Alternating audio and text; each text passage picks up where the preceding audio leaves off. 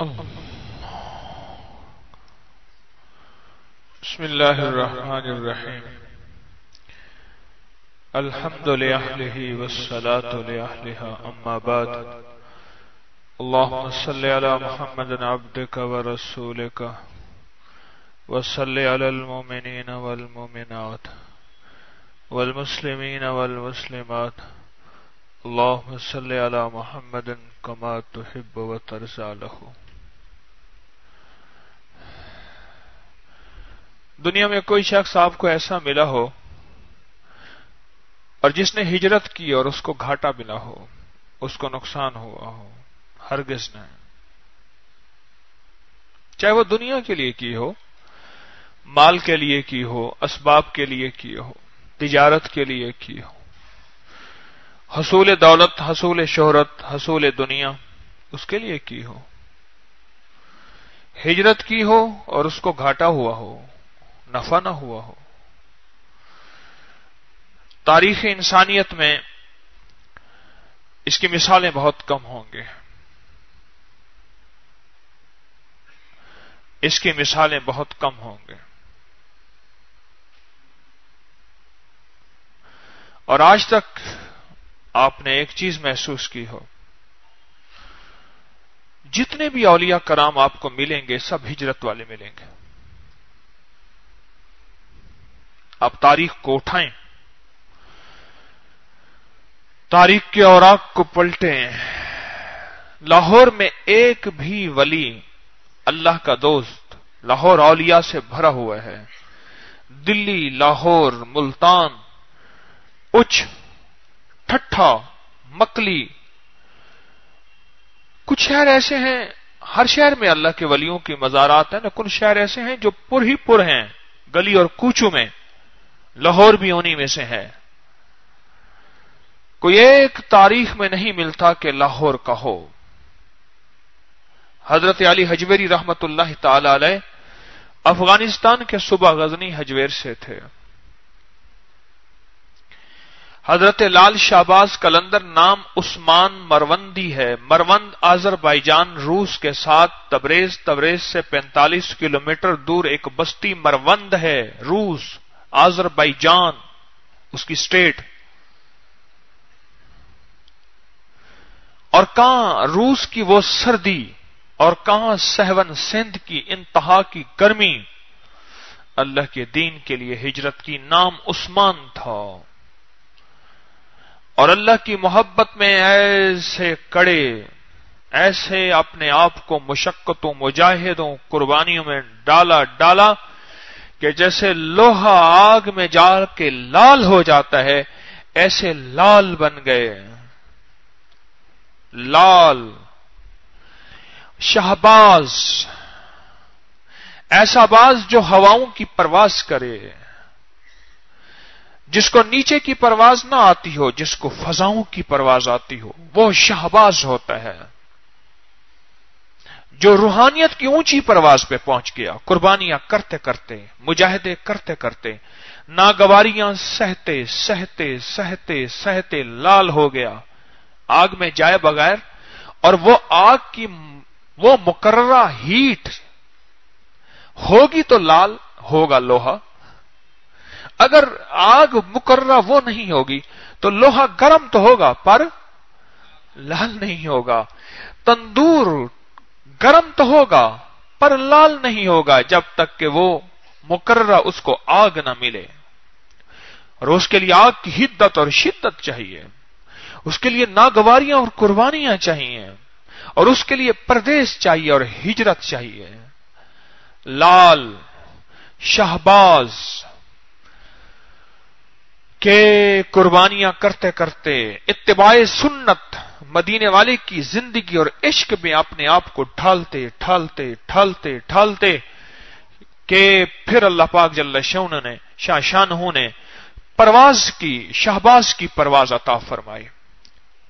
روحانیت کے درجات ہیں، روحانیت کے درجات ہیں۔ کوئی ولی ہے، کوئی درجہ قطب کا ہے، کوئی درجہ قطب مدار کا ہے، کوئی درجہ قطب عالم کا ہے، کوئی درجہ قطب الاقطاب کا ہے، پھر اس کے بعد ابدال ہیں، پھر غوث ہیں، پھر یہ ایک مدار ہیں روحانیت کے، درجات ہیں. شہباز روح کی دنیا میں اونچے نکل گئے. جو کچھ اب ہو رہا وہ نہیں، جو کچھ ان کے مزار پہ اب ہو رہا وہ نہیں، یہ سارا اس سے الٹ ہے. میں ان کی زندگی کو بیان کر رہا ہوں، ان کی زندگی کو. کہتے ہیں لال شہباز کلندر. کلندر کیا ہے؟ ایک تو لاہوری کلندر ہے، کل اندر. لاہوری کھانے پینے میں بادشاہ ہیں، کل اندر. لیکن یہ نہیں، روح کی دنیا میں، من کی دنیا میں ہجرت کی. آذربائیجان اور اس سے آگے تبریز، جہاں سے شاہ شمس تبریز ملتان سے تشریف لائے تھے، اور جن کے ہاتھوں پہ شیخ کھتری مسلمان ہوئے تھے، اور جو ان کے ہاتھوں پہ مسلمان ہوئے تھے وہی شمسی کہلائے. جو ان کے ہاتھوں پہ مسلمان ہوئے تھے، شیخ شمس الدین تبریزی، ان کو شاہ شمس تبریز کہتے ہیں. ان کے ہاتھوں پہ جو ہندو کھتری مسلمان ہوئے تھے، ان کو آج وہ اپنے آپ کو شمسی کہلواتے ہیں، شمسی شیخ ہیں وہ.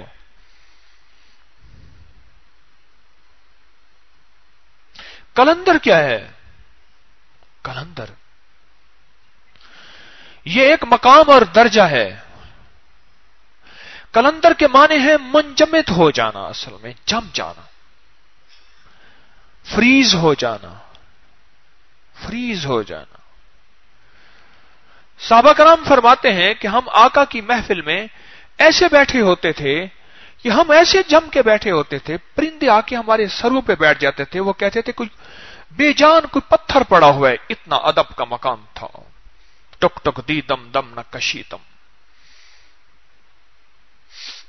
اتنے فریز ہو گئے تھے، اتنے جم کے بیٹھے تھے کہ مقام ادب یہ تھا کہ اگر ہم ایک دوسرے کو بلاتے تھے تو پتھر کی چھوٹی سی کنکری اٹھا کے ایسے مارتے تھے کہ آقا کا مقام ادب ہے. اگر زبان دراز ہو گئی، اونچی ہو گئی تو سارا ایمان چلا گیا. قرآن کہتا ہے، قرآن کہتا ہے. کلندر کے معنی ہے فریز ہو جانا. اصل یہ مقام ہے جیسے کتب مقام ہے، ابدال مقام ہے. کتب کہتے ہیں چکی کی کلی کو. چکی کے درمیان جو ایک کلی ہوتی ہے، لوہے کی سلاخ ہوتی ہے، جس کے ارد گرد پتھر گھومتا ہے اور وہ سارا کچھ پیس کے رکھ دیتا ہے. نظام عالم کو چلانے کے لیے یہ ایک خاص مقام ہے رجال الغیب کا. اللہ کے جو غیب کے رجال ہیں، حاکم ہیں ہر شہر کے، ہر علاقے کے، غیب سے مقرر ہیں. یہ کتب کہتے ہیں چکی کی کلی کو. اصل میں وہ نظام عالم کو چلانے کے لیے اللہ کی طرف سے مقررہ بندے ہوتے ہیں. اسی طرح کتب ایک مقام ہے، یعنی ایک ہیڈ آف ڈپارٹمنٹ، اس کا ایک عہدے کا نام ہے. لیکن اس کے معنی ہے فریز ہو جانا، جم جانا. میری شیخ رحمت اللہ علیہ نے مجھے سال ہر سال اتحیات بیٹھ کے اپنی محفل میں یوں بات سننے کی مشق کرائی اور فرمایا، دیکھ تیری نظریں مرشد سے ملیں بھی نہ لیکن ہٹیں بھی نہ. عجیب بات ہے. ایک ہے آنکھیں بند کر کے ایسے بیٹھنا، نہیں. میرا اللہ بھی کہتے ہیں میری نماز آنکھیں بند کر کے مت پڑھو. اللہ کے ہاں ناپسندیدہ نماز ہے جو آنکھیں بند کر کے پڑھی جائے. مرشد سے میری آنکھیں ملے بھی نہ لیکن ہٹے بھی نہ. اور فرمایا اپنے آپ کو ایسے توجہ سے بیٹھ کے دیکھ، توجہ سے، ایسے نظریں ہلکی جھکی ہوئی ہوں، اور اپنے آپ کو اتنی توجہ سے بٹھا کہ تیرا تن، من، تیرا جسم، تیرا وجود ایسے حرکت میں نہ رہے، اور تو ایسے جیسے جم گیا ہے کہ دنیا کی کوئی طاقت تجھے ہلا نہیں سک رہی. تو جم گیا ہے، تو جم گیا ہے. اب تو میں ایسے نہیں بیٹھ سکتا، میرے ناخن اگلے دونوں ٹوٹے ہوئے ہیں، نہیں بیٹھ سکتا، کچھ عرصے سے میرے دونوں کو اگلے ناخن ٹوٹ گئے ہیں، فریز ہو گئے، اللہ کی محبت میں جم گئے اور اپنے دل میں اللہ کی محبت کو جما دیا۔ لال شہباز قلندر اور ہر سخی لال شہباز اور ہر درویش سخی ہوتا ہے، دل کا بھی سخی ہوتا ہے، لنگر کا بھی سخی ہوتا ہے۔ دل میں جو معرفت، وظائف، تسبیحات، ذکر، اعمال اور جو اللہ کے نام کی برکت سے توجہات ملی ہوتی ہیں وہ اندر اپنے پاس نہیں رکھتا۔ کیوں؟ فقیر طمع نہیں کرتا، فقیر منع نہیں کرتا، فقیر جمع نہیں کرتا، وہ سخی ہوتا ہے، روح کی دنیا کا بھی، من کی دنیا کا بھی، دسترخوان کی دنیا کا بھی، مال کی دنیا کا بھی، روحانیت کا بھی وہ سخی ہوتا ہے۔ جو کچھ ہوتا ہے فقیروں کا ہوتا ہے، درویشوں کا ہوتا ہے اور آنے والوں کا ہوتا ہے، اس لیے اس درویش کو سخی کہتے ہیں۔ سخی سے مراد وہ نہیں جو بہت زیادہ مالدار ہو، نہیں نہیں، وہ سخی روح کا بھی ہوتا ہے۔ اس کے دو دسترخوان چلتے ہیں ہر فقیر کے، ایک روحانی دسترخوان چلتا ہے جیسے یہ ہے، نماز ہے، تسبیح ہے، ذکر ہے، اعمال ہے، مخلوق خدا کو توجہات دینا ہے، ذکر دینا ہے، تسبیح دینی ہے، اللہ کا نام بتانا ہے، ان کے مسائل کے لیے دعا کرنی ہے، ان کے مسائل کے لیے تسبیح، اعمال، درود، یہ اعمال بتانے ہیں، یہ روحانی دسترخوان، یہ سخاوت چل رہی ہے۔ فقیر قلندر دن رات چلتا ہے بابے کا لنگر، یہ سخاوت۔ قلندر دن رات چلتا ہے بابے کا لنگر، یہ روحانی دسترخوان لگا ہوا ہے۔ ہم نے تو درویشوں کے حلیے ہی بگاڑ دیے، حلیے ہی بگاڑ دیے۔ ان کے نام کو اچھا خاصا بندہ سن کے کہتا ہے یہ تو شرک ہے سارا۔ کہاں شرک ہے؟ شرک میں نے بنایا ہے، ان کے حلیے میں نے بگاڑے ہیں، ان کے وجود کو میں نے اپنے رنگ میں ڈھالا ہے، ان کے رنگ میں اپنے آپ کو نہیں ڈھالا۔ غور سے سمجھنے والی بات ہے۔ سخی کیوں لکھتے ہیں درویش کے نام کے ساتھ؟ سخی سلطان باہو، سخی فلاں، سخی کیا وہ مالدار ارب پتی ہوتے ہیں؟ ادھر کہتے ہیں فقیر کے پاس روٹی سوکھی تھی، لنگر میں دال تھی اور سوکھی روٹیاں جلی ہوئی تھی، ادھر کہتے ہیں سخی۔ نہیں، ہم سمجھ رہے نہیں، سخی سے مراد نہیں ہے کہ سخی سے مراد ارب پتی ہوگا، نہیں نہیں، ان کے دسترخوان چلتے ہیں دن رات، روحانی دسترخوان۔ جو آیا جیرے آندے گئے، نال باندھے گئے، سینے لا کے محمد رنگے دے گئے صلی اللہ تعالی علیہ وسلم۔ سخی روحانی دسترخوان لگا ہوا ہے۔ آؤ اللہ کا نام سیکھو، مدینے والے کا عشق سیکھو، کملی والی کی محبت سیکھو اور دل کی دنیا آباد کرو اور دل کی دنیا شاد کرو، روح کی دنیا کی پرواز لو اور خود شہباز بن جاؤ۔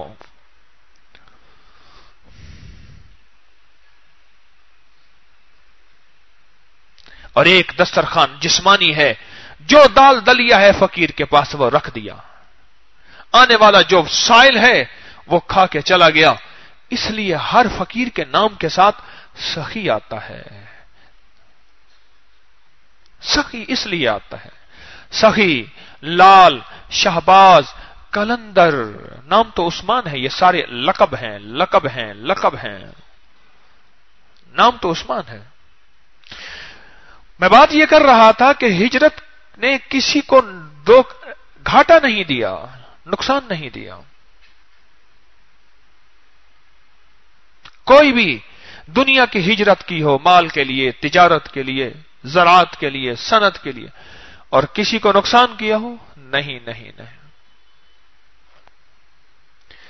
ایک تاجر تھا، اس کے پاس یہ کپڑوں کو لگانے والا نیل ہوتا ہے، اس کا رواج اب کم ہو رہا، پہلے تو بہت تھا۔ کیوں جی تھا بہت، ہر گھر میں نیل، کپڑوں کو لگانے کا مزاج کم ہو رہا ہے، لباس کی شکلیں بدل رہی ہیں، اس لیے نیل کی صنعت میں کمی۔ 7 نیل کے بحری جہاز لے کے تجارت کے لیے جا رہا تھا، راستے میں ایک نیل کا جہاز ڈوب گیا، نقصان ہو گیا، 6 بچ گئے، ساحل پہ گیا، بہت کمایا، بکے، بہت مال ملا، وہاں ایک شادی کر لی۔ عورت جو ہے وہ ایسی تھی جو خرچہ کرنے میں شاہ سوار تھی، شاہ سوار تھی، اور اس نے خرچہ کرتے کرتے کرتے اس کو خالی کر دیا۔ شادی شوق کی تھی اور اس کو خالی کر دیا۔ جب خالی ہو گیا، تو کون اور میں کون؟ لہذا بیچارہ ایک جہاز میں بیٹھ کے آ رہا تھا، جب وہاں سے گزرا جہاں اس کا نیل کا جہاز ڈوبا تھا، تو سمندر ابھی تک وہ نیل ابل رہا تھا، وہاں سے نا نیل ابل رہا تھا۔ اوہو، کہنے لگا سمندر ایک جہاز نہ پی سکا، میں 6 جہاز پی گئی میرے۔ سمندر میرا ایک جہاز بھی نہ برداشت کر سکا، ابھی تک اگل رہا ہے، میں میرے 6 جہاز۔ کبھی بھی اللہ کے لیے جس نے ہجرت کی ہو، اللہ کے لیے، کہ میں دنیا کی ہجرت بتا رہا ہوں، اور کسی نے اللہ کے لیے ہجرت کی ہو اور اس کو نقصان پہنچا ہو اور اس کو نفع نہ ہوا ہو، دنیا کا بھی آخرت کا بھی، آج تک یاد نہیں ہے۔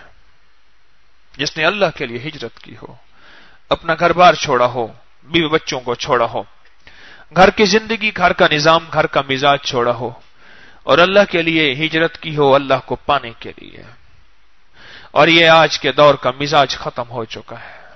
پہلے اس کا بڑا رواج تھا، اللہ کے لیے ہجرت کرتے تھے۔ لاہور سارا اللہ کے لیے ہجرت کرنے والوں سے بھرا ہوا ہے۔ یہ آپ کے لاہور میں میو ہسپتال کے ساتھ نیلا گنبد ہے، شاہ عبد الرزاق صاحب ہمارے قادری سلسلے کے درویش ہیں، ان کا مزار ہے جس کا گنبد نیلا ہے۔ آپ یہاں سے مال سے جائیں تو لیفٹ سائڈ پہ آگے سائیکلوں والی دکانوں نے اس کو گھیرا ہوا ہے، نیلا گنبد ہے شاہ عبد الرزاق صاحب۔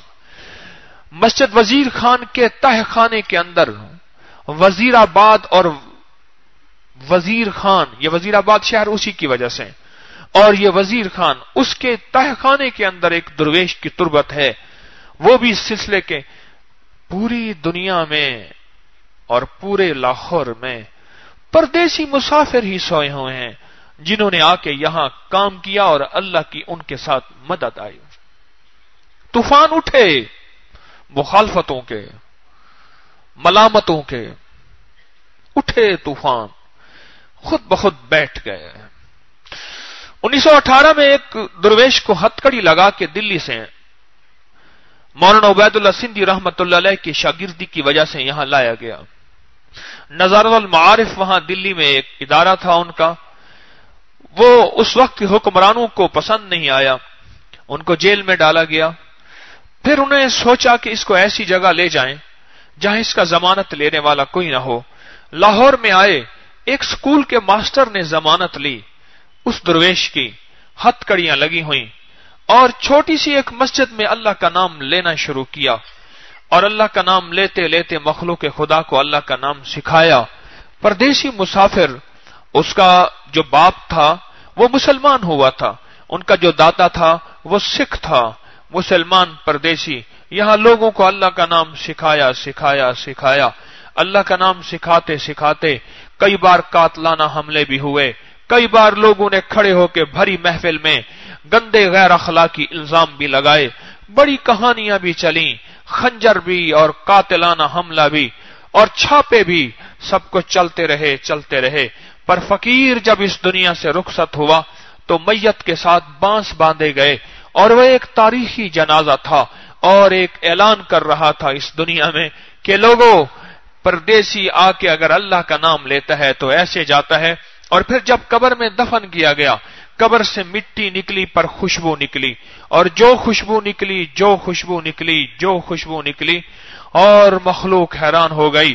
پھر مخالفین نے ایک جلوس نکالا کہ مصنوعی خوشبو ڈالی گئی ہے تاکہ ہمارا یہ بزرگ ہے، پر وہ تو خوشبو عرشی تھی، کوئی فرشی نہیں تھی، اور وہ نکل رہی تھی، اور مٹی کی مٹیاں ٹرالیوں کی ٹرالیاں اٹھا لیں، لوگوں نے مٹیاں اٹھا کے لے جاتے تھے، پھر آ کے مٹیاں اور ڈالتے تھے۔ آخر درویش آ کے اللہ سے دعا کی، مولا اس خوشبو کو ختم فرما دے. اب فتنے کھڑے ہو رہے ہیں اور وہ کئی مہینے کے بعد خوشبو ختم ہوئی. میرے سگے دادا کی قبر سے 6 مہینے تک خوشبو نکلتی رہی. اب بھی جا کے بیٹھے خوشبو آتی ہے. بولے اسی مرنا نہیں گور پیا کوئی ہور. آپ پردیش میں آئے ہیں, اللہ کو پانے آئے ہیں, اور آپ کو گھاٹا ہو اور نفع نہ ہو, ممکن کیسے ہے؟ کیا میرا رب اٹھے ہوئے قدموں کا قدردان نہیں ہے؟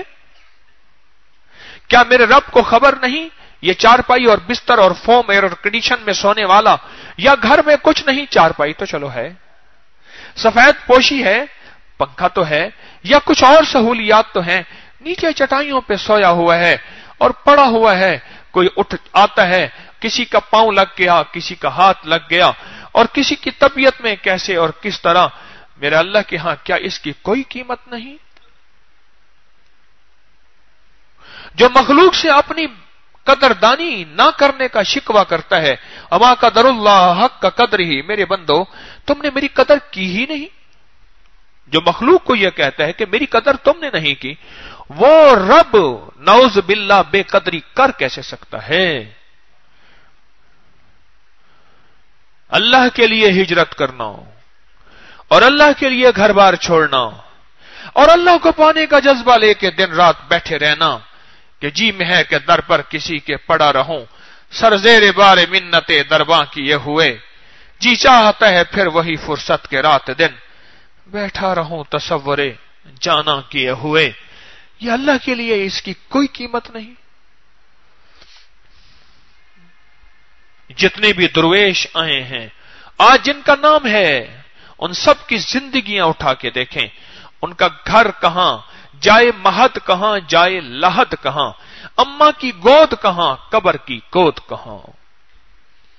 ہر درویش کی زندگی کے پیچھے, اور جس نے تجارت کے لیے, مال کے لیے, دولت کے لیے ہجرت کی, رب نے اس کی جھولی میں وہ ڈال دیا. اور جس نے اللہ کو پانے کے لیے ہجرت کی کہ الہی کوئی تجھ سے کوئی کیا مانگتا ہے, الہی میں تجھ سے تجھے مانگتا ہوں, اللہ اس کو دیتا ہے. ایک درویش تھے, کشتی میں جا رہے تھے, پیچھے ایک لکڑی تیرتی ہوئی جا رہی تھی. لکڑی بڑی عجیب تھی, اس کو پکڑنے کی کوشش کرتے لکڑی ہٹ جاتی, پھر منہ اس طرف کرتے, کشتی تو چل رہی تھی, پھر لکڑی پیچھے آ جاتی اور کشتی کے ساتھ مل جاتی, پھر پکڑنے کی کوشش کرتے. ایک اور وقت کے باکمال تھے, وہ دیکھ رہے تھے, کہنے لگے آپ کے ہاتھ نہیں آئے گی, اس سے منہ موڑ لو پھر ہاتھ آ جائے گی. کیا ہے؟ کہ یہ دنیا ہے, یہ مال ہے, یہ دولت ہے, تم اللہ کے ہو جاؤ, یہ تمہارے پیچھے آ جائے گی, تم اس کو پیچھے ہوگے اپنے پیچھے کر لے گی. تم اس کے پیچھے ہوگے اپنے پیچھے کر لے گی. آپ تسبیح خانے میں کیوں آئے ہیں, ایک سوال ہے, اور کس لیے یہاں پڑے ہوئے ہیں؟ آج کتنے روزے ہو گئے؟ 15 روزے. کیوں پڑے ہیں؟ کیا مقصد, کیا مطلب, کیا دولت, کیا شہرت؟ یہاں تسبیح خانے میں نام کمانے آئے ہیں کہ میں ایک کونے میں بیٹھا ہوں, لوگ آ کے مجھ سے تعویذ لیں, تسبیحاں لیں, لوگ آ کے مجھ سے جو ہے وہ عمل لیں اور پھونکے مارے. آپ اس جذبے کے تحت تو نہیں آئے. یہاں آپ ایک کونے میں بیٹھے ہوں اور پوڑیاں دے رہے ہوں, دوائیں دے رہے ہوں, اور آپ کی حکمت چلے. آپ اس جذبے کے تحت تو نہیں آئے. یہاں آئے ہیں بولے. اچھا, پھر ایک جذبہ ایسا ہو کہ میں ایسے بیٹھا ہوں اور میرا اخبار میں کسی چینل میں فوٹو کھنچ جائے, ایسے تسبیح کر رہا ہوں. ہمارے ہاں ایک صاحب تھے, ان کو فوٹو کھنچوانے کا خاص طور پہ تسبیح ایسے ہاتھ میں لے کے ایسے, پھر پیچھے کعبے کی تصویر لگی ہوئی ہوتی تھی, ایسے تسبیح میں ہاتھ میں لے کے ایسے فوٹو کھنچوانا. کبھی وہ عربی لباس پہن کے اوپر وہ کالا رسا جو ہوتا ہے وہ رکھ کے, وہ رومال ایسے پہن کے, بڑا ان کو شوق تھا. ان کی جو بیٹھک تھی انہی تصویروں کے ساتھ لپٹی ہوئی تھی. ابا جی جب فوت ہوئے, بیٹے کو خار تھی, تصویر اٹھا کے آگ لگا, راکھ اٹھا کے پھینک دی.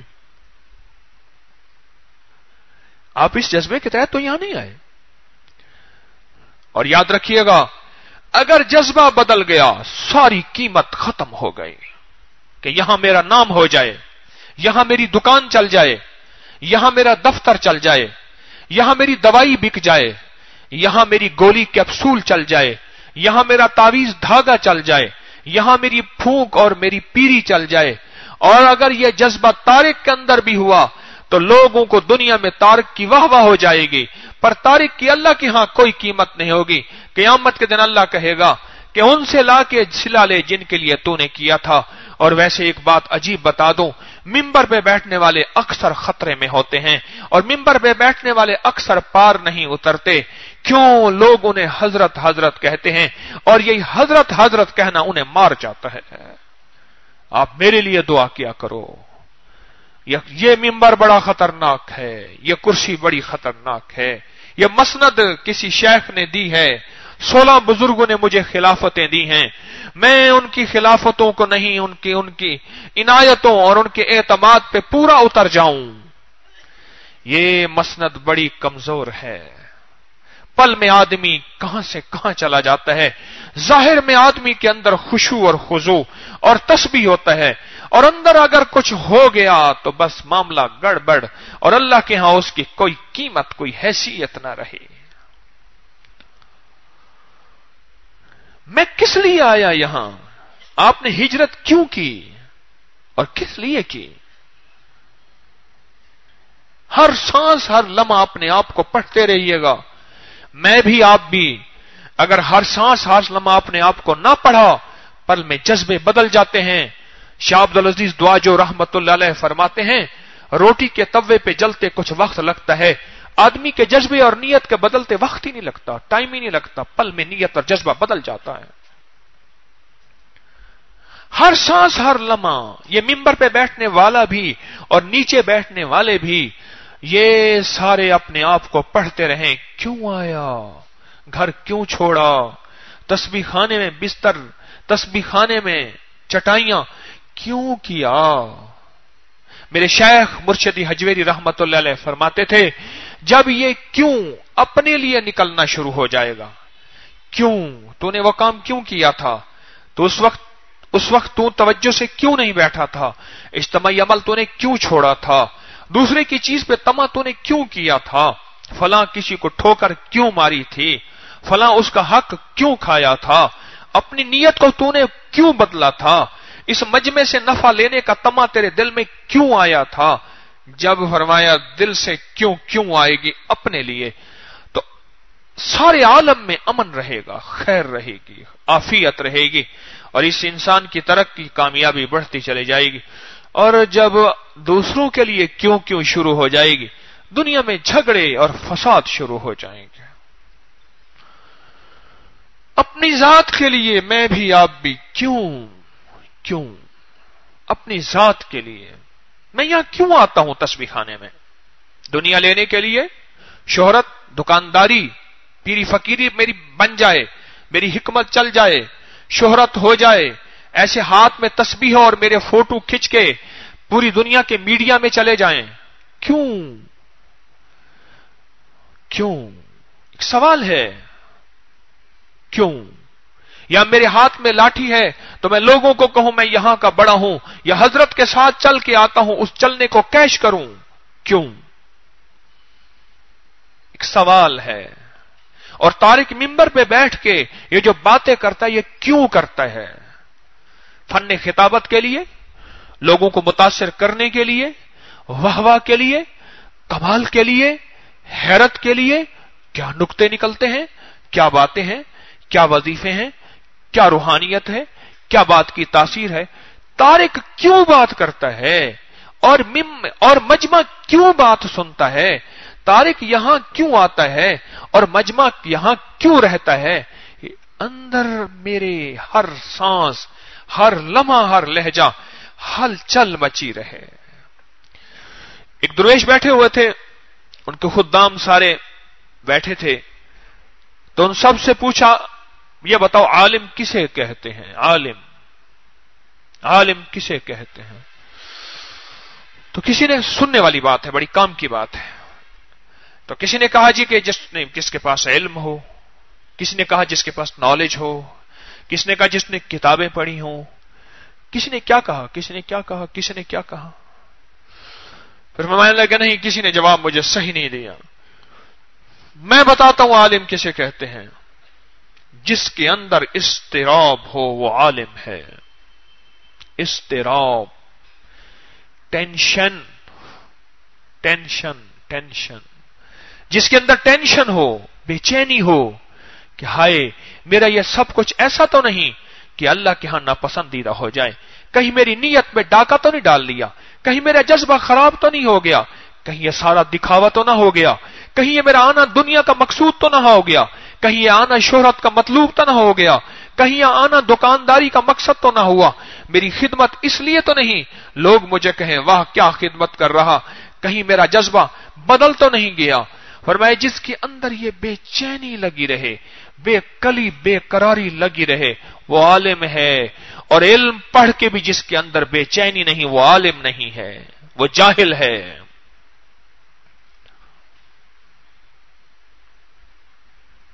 ہر سانس ہر پل اپنے آپ کو تولیں. میں بھی. پھر ہجرت فائدہ دیتی ہے، پھر ہجرت نفع دیتی ہے، پھر ہجرت میں آنے والا کوئی شخص خالی نہیں جاتا، رب غیب کے خزانے سے اس کی جھولیاں بھر دیتے ہیں. ہر لمحہ ہر لہجہ اپنے آپ کو تولیں. اب تک زمانے کو تولا، اب تک زمانے کو تولا، کسی کی نماز کو، کسی کی تسبیح کو، کسی کے چہرے کو، کسی کے صدقے کو، کسی کی چال کو، کسی کے وجود کو، کسی کی قوم کو، کسی کی ذات کو، اور کسی کے مسلک کو، کسی کے فرقے کو، کسی کے علاقے کو تولتے تولتے تولتے نفرتوں کے جال پھیل گئے اور نفرتوں کی ہوائیں چل پڑی. ارے اپنے آپ کو تول اور ہر سانس تول، ہر لمحہ تول، ہر قدم تول کہ کیا بنے گا میرا، میں کیوں آیا یہاں. آدمی تھوڑا سا پرانا ہو جائے تو جذبے ذرا بہت سارے پرانے ہو جاتے ہیں. پہلے دن کعبہ کی زیارت کرنے کا جذبہ، پھر دوسرے دن، پھر تیسرے دن، پھر 8ویں دن، پھر مہینے کے بعد وہی کعبہ ہوتا ہے، وہی حرم ہوتا ہے، وہی مقام ابراہیم ہوتا ہے، وہی ملتزم، وہی باب کعبہ اور وہی کعبہ کا طواف اور وہی نور انوارات، وہی تجلیات، وہی ہیبت اور حرمت کعبے کی.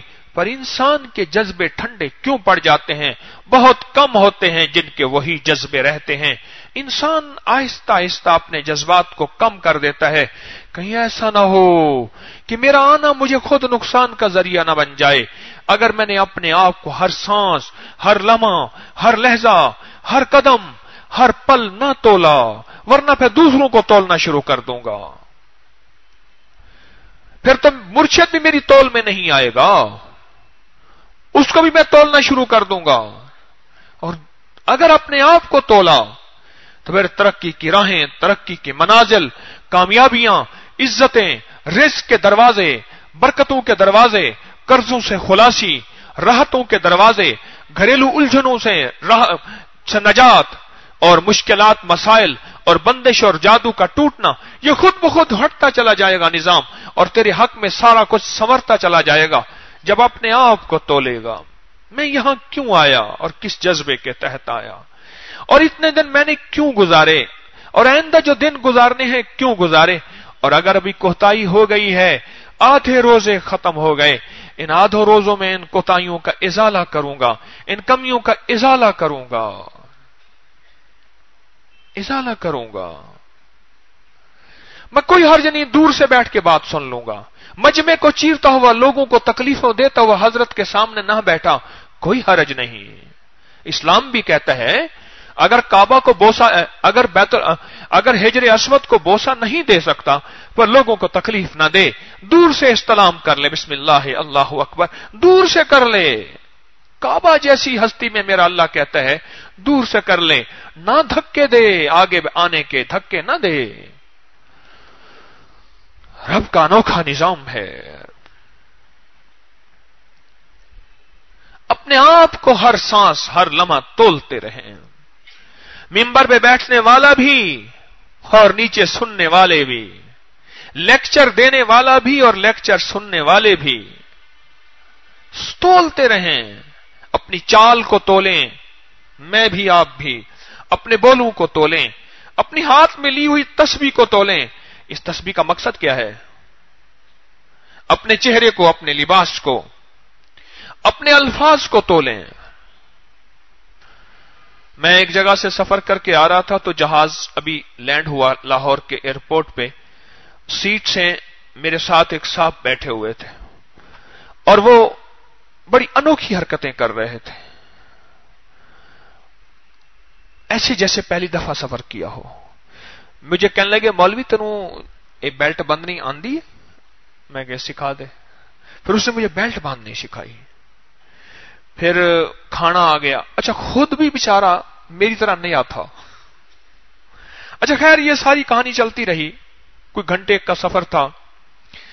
تو جب یہاں لینڈ ہوا نا تو اس نے دونوں سیٹیں ایسے پکڑ کے نا ایسے موبائل کھولا، ایسے کیا. میں ایتھے بیٹھا، ایک بندہ ساتھ گزر رہا تھا کہ امبرسر نیڑے ہی ہے. نہیں سمجھے؟ وہ ایسے کہہ کے گزر گیا. یعنی ظالم تو سکھوں والی ادائیں کر رہا، امرتسر نیڑے ہی ہے، قریب. سکھوں کی جو مثالیں بنی ہوئی ہیں نا، تو وہ بندہ کہتا ہوا گزر گیا کہ امبرسر نیڑے ہی ہے، ادائیں بھول گیا.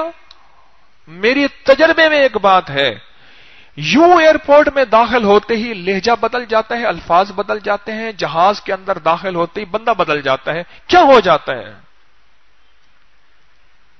ہاں، مقام ملے چاہے روحانیت کا ہو یا دنیا کا ہو، پھر اپنے آپ کو سنبھال کے رکھے. میرے مرشد نے ایک بات بتائی، میں دیکھ اپنے ظاہر کو بزرگ بنانے کی کوشش نہ کرنا. حضرت کیسے؟ اور میں تیرے سامنے لوگ ایسے کر کے بیٹھے ہوں، ایسے کر کے بیٹھے ہوں، ایسے پورا توجہ سے، دھیان سے، ادب کے ساتھ، نہ کوئی ہنس رہا ہو، نہ کوئی مسکرا رہا ہو، نہ کوئی بات کر سکا ہو. میں مدینے والے کی محفل میں ہنسنا بھی ہوتا تھا، مسکرانا بھی ہوتا تھا، اور ایک صحابی لطیفے بھی سناتے تھے، اور سارا کچھ ہوتا تھا. تو محمد سے بڑھ کے ہے، خیال کرنا، زیادہ بزرگی اپنے اوپر غالب نہ کرنا. اور پھر واقعہ سنایا، اور میں ہمارے بڑوں میں ایسے بزرگ بھی تھے جو جان بوجھ کے مذاق کرتے تھے، اور فحش مذاق نہیں، اس سے مراد فحش گوئی نہیں، جان بوجھ کے ایسی لطیفہ مذاق کرتے تھے تاکہ اپنے اندر کا تکبر ٹوٹتا رہے. اپنا علاج خود کرتے رہتے تھے. پھر میں لوگوں کو سمجھ نہیں آتی یہ بندہ کر کیا رہا ہے. اپنے اندر کا تکبر ٹوٹتا رہے. کیوں؟ ہاتھ جس کی طرف زیادہ بڑھیں، سلام، یہ انسان ایک پل میں بدل جاتا ہے. نہیں بدلتا؟ آپ کلف لگا کاٹن پہنو اور جوتی سونی پہنو، ذرا طبیعت اندر چیک کرو ذرا. آپ سائیکل میں بیٹھو، پھر موٹر سائیکل میں بیٹھے، پھر ایف ایکس کار میں بیٹھے، پھر چھوٹی کار، پھر بڑی کار، پھر بڑی کار، پھر لینڈ کروزر، پراڈو، پھر اس میں بیٹھے. ذرا اپنے آپ کو ذرا چیک کر کے طبیعت کو ایک پل کے اندر سے تول کے دکھا دے گی. یہاں اپنے آپ کو سنبھالنا کہ تو کچھ نہیں، تیرا کچھ نہیں، میرا مولا تو سب کچھ ہے، تیرا سب کچھ ہے. پل میں چھین کے دکھا دے مجھے، سڑکوں میں، مجھے گلیوں میں ذلیل کر دے کہ تیری عطا ہے مولا، میرا کوئی کمال نہیں. تسبیح خانے میں روحانی دنیا میں آپ مالدار ہو چکے ہیں 15 روزوں میں، اور اب پتی ہو چکے ہیں، آپ کو مبارک ہو. اب ذرا احتیاط سے چلیے گا اور اپنے آپ کو تول کے چلیے گا، تول کے، احتیاط سے، اور اپنے آپ کو تول کے چلیں. اگر یہ احتیاط سے نہ چلے اور تول کے نہ چلے تو پھر چل بھی رہے ہوں گے اور کہیں اندر ایسا کوئی بس معاملہ کہ ہوا نکل نہ جائے. تول کے چلیں اپنے آپ کو، لوگوں کو تولنا چھوڑ دیں. تفویض اللہ، ایک درویش کے لفظ مجھے یاد ہیں، اللہ کے بندوں کیا معاملے اللہ کے سپرد کر دے، کیا ان کے پیچھے پڑا ہوا ہے تو. تفویض اللہ. فرمایا مرشد، ماں باپ اور استاد روک ٹوک سکتے ہیں. مرشد، ماں باپ اور استاد روک ٹوک سکتے ہیں، تو اپنے آپ کو ہر پل اسی کام میں لگایا ہوا ہے. تفویض اللہ، اپنے آپ کو تول. اور اگر تجھے مرشد ٹوکتا ہے اس کو خیر سمجھ، ماں باپ ٹوکتے ہیں اس کو خیر سمجھ، استاد ٹوکتے ہیں اس کو خیر سمجھ، پر اپنے آپ کو تولتا چلا جا۔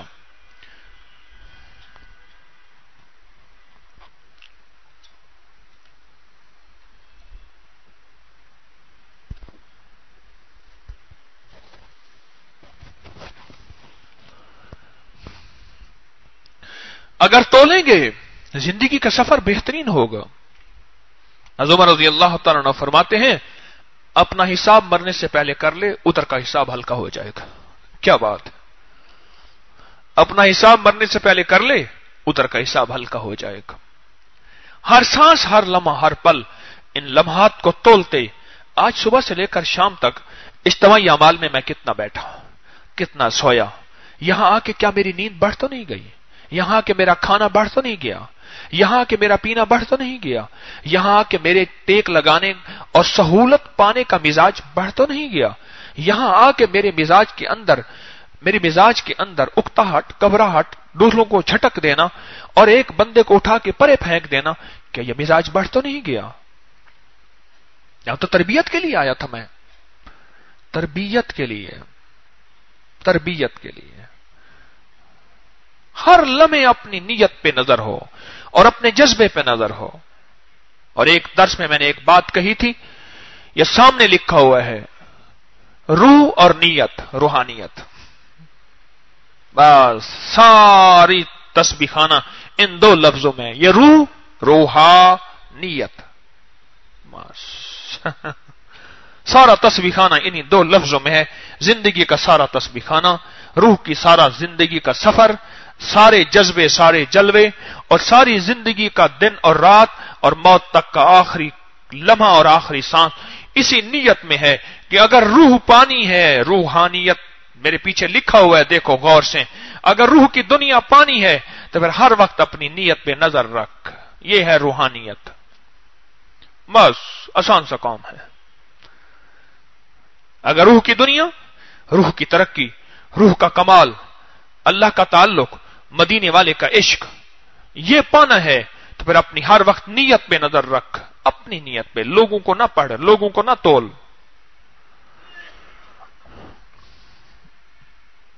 ہمارے بزرگ بیٹھے ہیں، 28.5 سال انہوں نے یورپ میں گزارے، موقع ملا تو یورپ کے بارے میں انہوں نے بتایا کہ ان کے اندر یہ کمیاں۔ میں نے ان سے درخواست کی، میں نے کہا گندگیوں کو اچھالیں گے تو وہ تو بدبو پھیل جائے گی، ان کو دبا دیں، مٹی ڈالو، ان کی خوبیاں بتائیں۔ اب ہمارا طے ہوا ہے، کل انہوں نے ان کی خوبیاں بتائی ہیں کہ انگریزوں کی خوبیاں کیا ہیں، پھر خوبیاں تذکروں میں آئیں گی، خوبیاں تذکروں میں آئیں گی، خوبیاں تذکروں میں آئیں گی تو وجود میں آئیں گی، رواج میں آئیں گی، اور عیب تذکروں میں آئیں گے تو عیب پھیل جائیں گے۔ انہوں نے کل ان کی 3 خوبیاں بتائیں، آج پھر بتائیں گے۔ ساری روحانیت، ساری ولایت، ساری فقیری، ساری طریقت اس نیت پہ ہے۔ بس میں خدمت کس جذبے کے تحت کر رہا ہوں، میں خدمت کسی بھی شعبے کی ہے، اپنے دل کو میں پڑھتا رہوں۔ میں منبر پہ بیٹھا ہوں، مسند پہ بیٹھا ہوں، قادری حجویری خانقاہ کے تسبیح خانے کی مسند پہ بیٹھا ہوں، کس جذبے کے تحت بیٹھا ہوں، کس جذبے کے تحت بیٹھا ہوں؟ جو پڑھتا رہے گا ہر سانس اپنے آپ کو، ہر لمحہ رب اس کا ہاتھ سنبھالے رکھے گا۔ اگر تھوڑی سی لغزش، گرنا، تھوڑا سا ادھر ادھر ہو بھی جائے گا تو کریم آقا ہے، کریم مولا ہے، غیب سے بندوں کو سنبھال لیتا ہے۔ کیوں؟ اللہ کہتا ہے سیکھنے والا ہے، اپنے آپ کو ہر وقت پڑھتا رہا ہے، پڑھ رہا ہے، سیکھنے والا ہے، سیکھتے کو پکڑ لینا چاہیے اور سنبھال لینا چاہیے، اور سیکھنے والے کی غلطیاں معاف ہو جاتی ہیں یا سزا تھوڑی ہو جاتی ہے، اور اگر اعتراف کر لے تو ویسے ہی معاف ہو جاتے ہیں، اور جو کہتے ہیں میں ہوں، سزا ملتی ساری اسی کو ہے۔ یہ تسبیح خانے کا قیام ہے، اس پہ اپنے وجود کو ہر لمحہ قیمتی بنانا ہے، اپنے اوقات کو ہر لمحہ قیمتی بنانا ہے، اپنے لمحات کو ہر لمحہ قیمتی بنانا ہے۔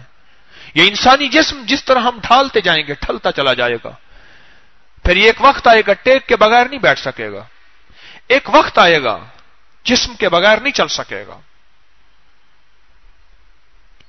میری کوشش ہوتی ہے، سیڑھیاں چڑھ کے میرے گھٹنوں میں درد ہوا وقت سے پہلے، پر اس کے باوجود میری کوشش ہوتی ہے میں لفٹ کا استعمال نہ کروں، تکلیف سے سیڑھیاں چڑھوں۔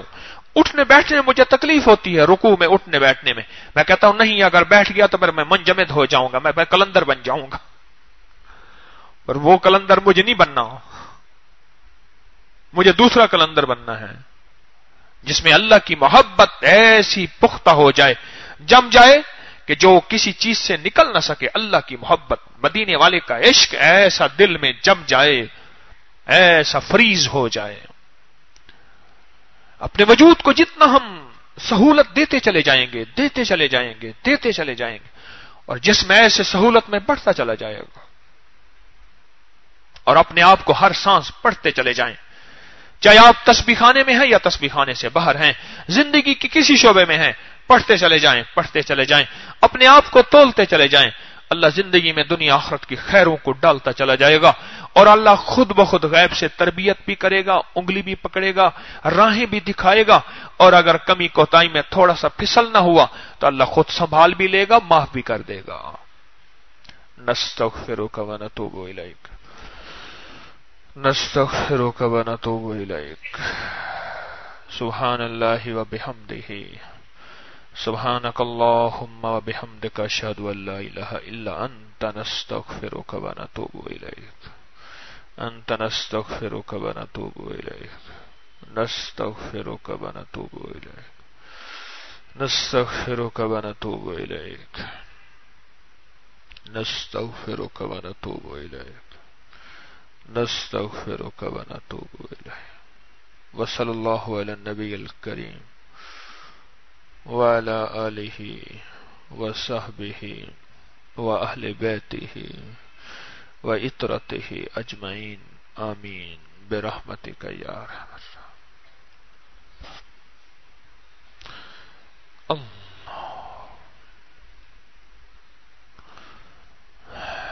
اچھا جی، آج ہم اپنی محفل لگائیں ہیں؟ آج اپنا ایک تجربہ بتائیں۔ کوئی شخص کہتا تھا مجھے نیند نہیں آتی تھی اور میں نے کوئی دعا کی، دوا کی، عمل کیا اور مجھے پرسکون نیند آ گئی۔ کوئی تجربہ بتائیں، جاتے ہوئے مجمع میں سے بھی، بیٹھے ہوئے مجمع میں سے بھی، اٹھے ہوئے مجمع میں سے بھی، بیٹھے ہوئے مجمع میں سے بھی۔ ادھر آ جائیں۔ اچھا، سرسوں کا تیل یہ کہتے ہیں، آپ اس دن لگا رہے تھے بیٹھے، میں نے دیکھا تھا میں نے دیکھا تھا آپ کو سرسوں کا تیل لگا رہے تھے۔ 40 سال عمر تو ہوگی آپ کی؟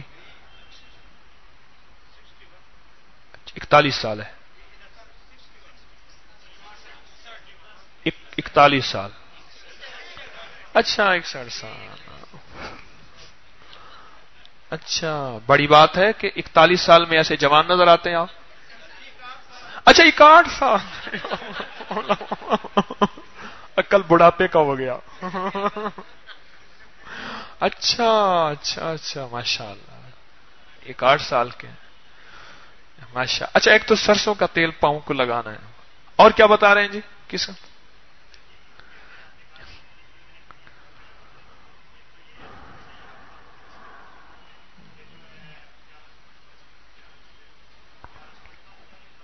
یہ کہتے ہیں یا کہاروں کی تسبیح پڑھنی ہے اور سرسوں کا تیل پاؤں پہ لگانا ہے، اور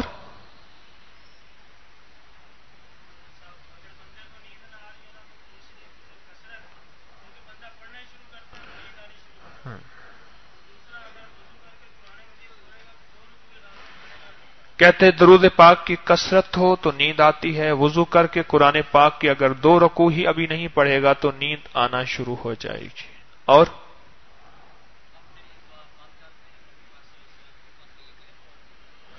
کہتے اپنے لیے دعا بند کر دے، مدینے والی کی امت کے لیے دعا کرے، فوراً نیند آ جاتی ہے۔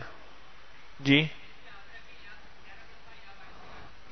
دل پہ ہاتھ رکھ کے 11 مرتبہ یا باعث ہو یا نورو پڑھے، نیند بہترین آتی ہے، اور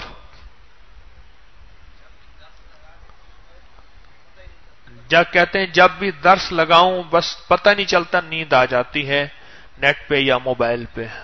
جی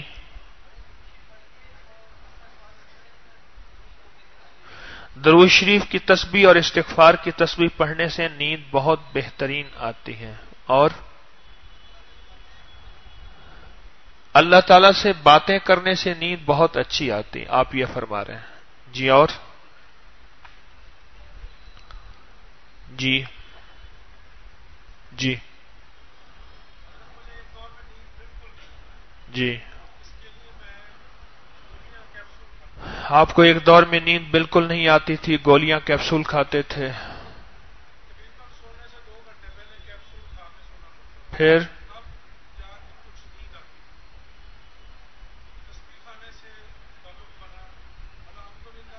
ادھر آ کے بتا دیں. واہ، نیند کا اور لے لیں کوئی آپ ٹوٹکا. السلام علیکم ورحمۃ اللہ. آپ بھی لے لیں. مجھے ایک دور میں بالکل نیند نہیں آتی تھی. صورتحال یہ تھی کہ میں نیند کے کیپسول کھاتا تھا. سونے سے تقریباً 2 گھنٹے پہلے 2 کیپسول ڈاکٹر نے 4 کر دیے تھے، 2 صبح کھانے 2 شام کھانے. ایک تو یہ ہوتا تھا کہ میرے سر میں ہر وقت درد اور ایسے آگ لگی رہتی تھی، اور دوسرا نیند نہیں آتی تھی، ہرگز نہیں آتی تھی. تو وہ میں تقریباً مغرب کے بعد کھاتا تھا، تو عشاء کے بعد جا کے اس سے نیند آتی تھی. تو پھر ابکری رسالہ لیا، اس کو پڑھا، اور کہیں سے نہیں، بس صرف ابکری رسالہ. تو الحمدللہ اس سے جڑتا جڑتا تسبیح خانے سے جڑ گیا. یہ پرانی بات بھی نہیں، 1 سال پرانی بات ہے. تو بس روحانی اجتماع سے جو ہے تسبیح خانے سے زیادہ جڑ گیا، حضرت سے بیعت ہوا، اور اس کے بعد الحمدللہ اب مستقل ہوں، کبھی کوئی درس مس نہیں ہوا.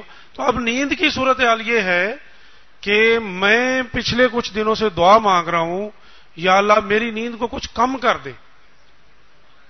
میرے جو ذکر ہے یا میری جو عبادت ہے جتنی میں کرنا چاہتا ہوں اتنی ہو نہیں پاتی. اس کی وجہ یہ ہے کہ میری نیند بہت زیادہ ہو گئی ہے. تو یا اللہ بس یہ جو ہے 6-8 گھنٹے آئے، 6-7 گھنٹے سے زیادہ مجھے نیند نہ آئے. جی اور بتائیے. جی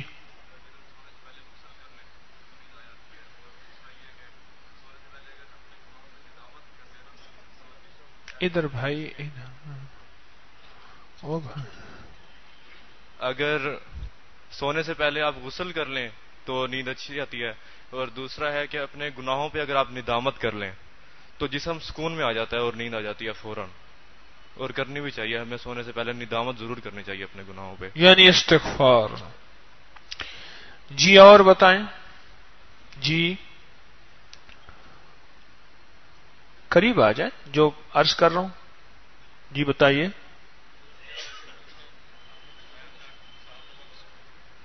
ادھر بتائیں، آتے جائیں، جنہوں نے سنانا ہے قریب آتے جائیں، لیکن سنانے کے بعد علیکم واپس ورحمۃ اپنی جگہ اللہ پہ وبرکاتہ. جی حضرت جی آپ نے درس میں فرمایا تھا 7 دفعہ کھانا کھانے سے پہلے بسم اللہ الرحمن الرحیم اور 7 دفعہ المالک القدوس السلام. یہ پڑھ کر کھانا کھائیں، پیٹ میں جو بھی بیماری ہوگی وہ بھی ختم ہو جائے گی، اور نیند اتنی آتی ہے کہ بہت زیادہ آتی ہے. اگر میں نے تو کئی کو یہ عمل کروایا، وہ ایسا کہتے ہیں کہ ہمارے پاس جو ہے نا کوئی ڈھول بجا رہا ہو تو پھر بھی نہیں پتہ چلتا. 7 دفعہ کھانے سے پہلے بسم اللہ الرحمن الرحیم اور 7 دفعہ الملک القدوس السلام. لیکن یہ ان لوگوں کے لیے ہے جو تسبیح خانے میں ہر پل سوتے ہیں، ان کے لیے یہ نہیں ہے. جن کو میں اٹھاتے اٹھاتے زبان تک گئی، التجا کرتے کرتے نماز محبت ادا کرتے کرتے کٹی عمر ساری وفا کرتے کرتے ڈبو ہی دیا تھا تجھے نہ خدا نے، لگی پار کشتی خدا کرتے کرتے. جی جی اور بتانا ہے جس نے قریب آ جائیں، جلدی آ جائیں.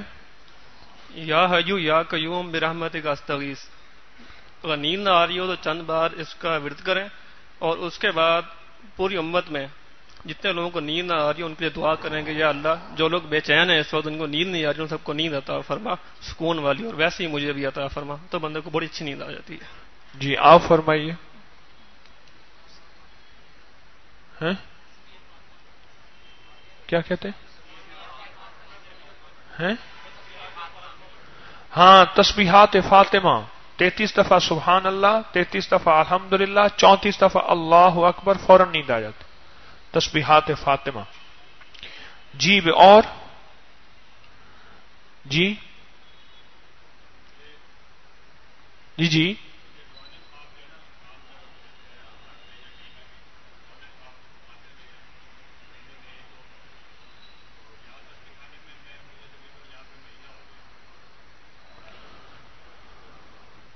اللہ. جی آ جائیں، جلدی آ جائیں، قریب آ جائیں.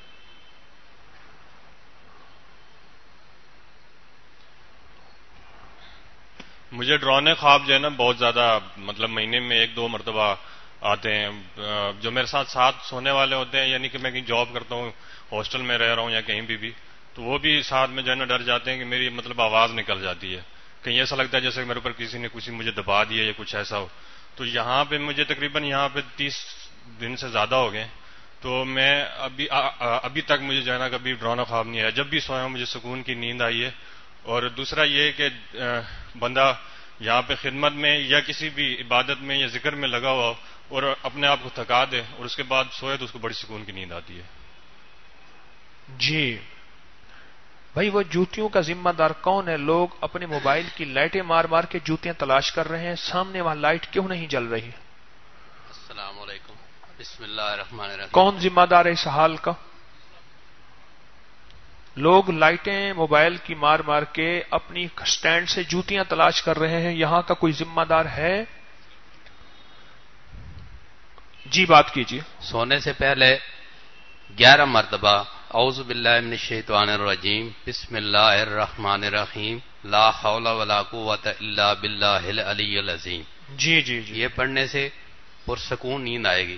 اور پھر دل پہ ہاتھ رکھ کے 11 دفعہ یا باعث ہو یا نور ہو. یہ بھی حضرت صاحب کے رسالے میں آیا ہوا تھا، یہ آرٹیکل پڑھا ہے اور اس سے بہت فائدہ ہوا ہے. جی اور بتائیں.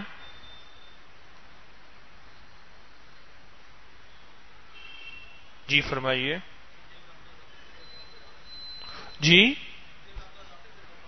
جی جی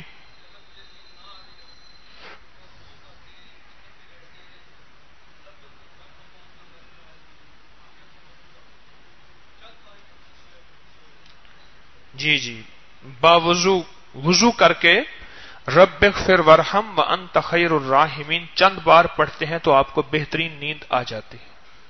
ذاتی تجربہ بتا رہے ہیں. اور بتائیں.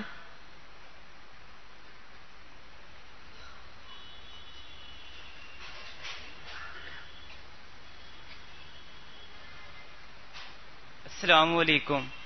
میں سنت رسول صلی اللہ علیہ وآلہ وسلم پہ کچھ اشعار پڑھنے کی اجازت چاہتا ہوں. بیٹھ جاؤ. ہاں جی اور بتائیں. جی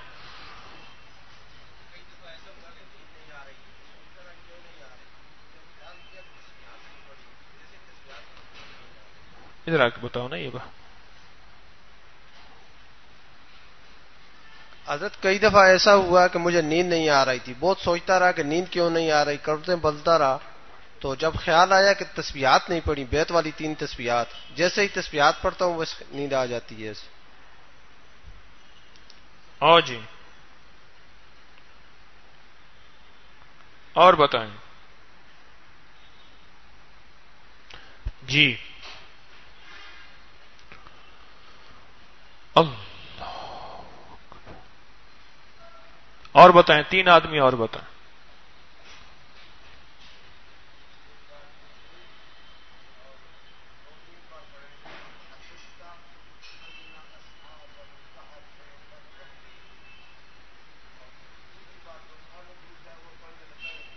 ماشاء ماشاء جی بہت اچھا. اور بتائیں. جی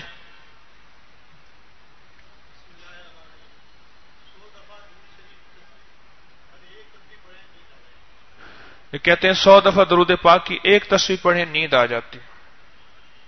جی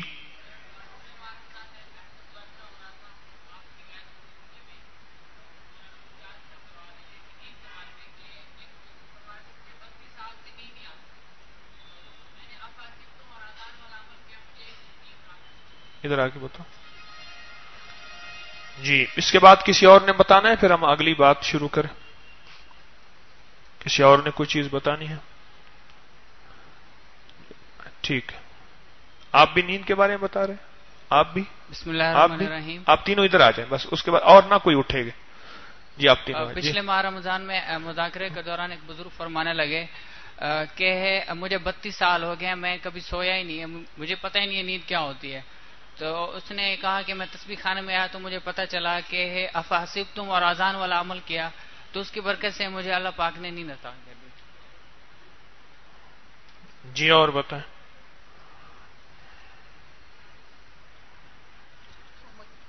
السلام علیکم. میں آفس جاتا تھا تو رات کو میں گھر میں بیٹھا رہتا تو 1-2 بج جاتے تھے، مجھے نیند نہیں آتی. والدہ کہتی تھی سو جاؤ، صبح پھر کام پہ جانا. تو میں ادھر آیا ہوں تسبیح خانے میں، تو اور میں آفس میں بھی تھکا ہوا رہتا تھا، سارا دن بیمار سے ایسے لگتا تھا جیسے. تو ادھر آیا ہوں تسبیح خانے میں. اب ادھر روزہ بھی ہوتا ہے اور آفس بھی جاتا ہوں اور ادھر خدمت بھی کرتا ہوں. نیند بھی بڑی پرسکون آتی اور سوتا بھی تھوڑی دیر ہی، اور بدن بھی ہلکا پھلکا ہوتا. بہت اچھا. جی